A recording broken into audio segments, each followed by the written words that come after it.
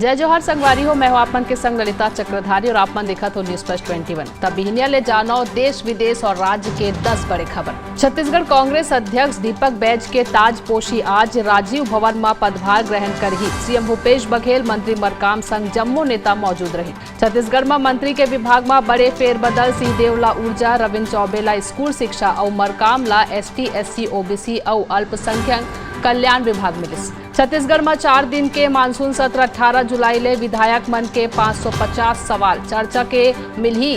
केवल 3 ही बैठक अविश्वास प्रस्ताव घलो।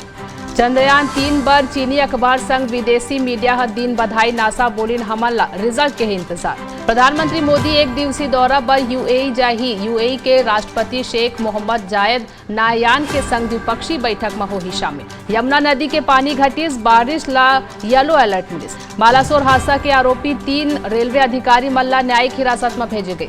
मनी लॉन्ड्रिंग मामला में ईडी के स्पेशल कोर्ट में आज निलंबित IAS पूजा सिंघल के होही पेशी। सिंघल ला मनरेगा योजना में 18 करोड़ रुपए के घोटाला के लगे हैं आरोप। कांग्रेस के संसदीय रणनीति समूह के आज होही अहम बैठक। आदि पुरुष ऊपर भड़कीस राम भद्राचार्य बोलिन गलत दिखाए गई। एखर बर 700 करोड़ रुपए डूबिस।